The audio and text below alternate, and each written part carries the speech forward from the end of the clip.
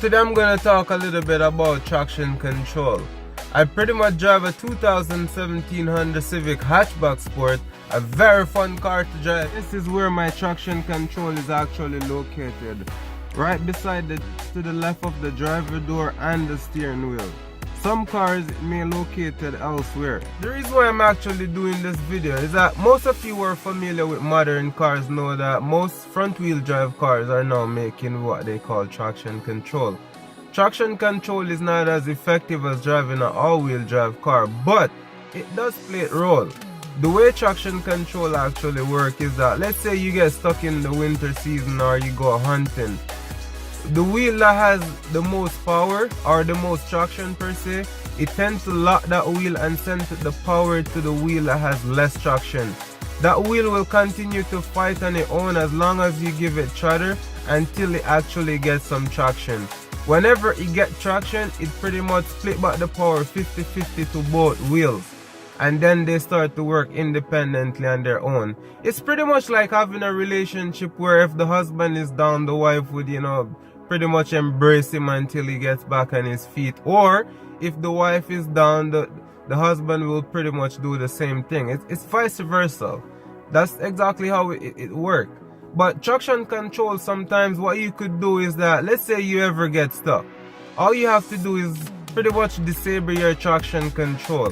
Whenever you disable your traction control, it will split the power 50-50 to both wheels whenever you get stuck.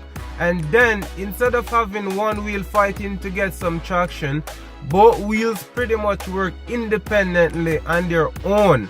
And this one actually is helping the one on the left, or the left one is helping the one on the right. They're working independently, but they're actually helping each other per se. Because if the one on the right is stuck and the one on the left has traction, it will fight and help the one on the left to pretty much till it gets some traction. So in 2017, I see a lot of people, they actually got stuck out here in the winter, and I just walk by and I'm like, how long have you been here? Some people, oh, I missed work, I've been here 2 hours, 3 hours, 4 hours. But all I did was pretty much go in their car and disable their traction control. And the moment I did that, I just drove out. They're like looking at me like, hey, how did you do that? What happened? You just came here and just in few seconds and drive my car out the snow like that? Some of them pretty much digging underneath the car, thinking that is the snow underneath the car.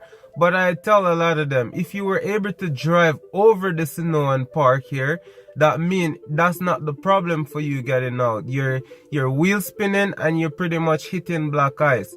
And because of how the traction control actually works, it pretty much, like I said, send the power to that wheel, and that wheel just continue fight on its own until it probably gets some traction. Sometimes you end up don't get traction unless you probably go outside and kind of use something with a little point and dig the ice until it kind of get it a bit rough where the wheel could actually grip on it.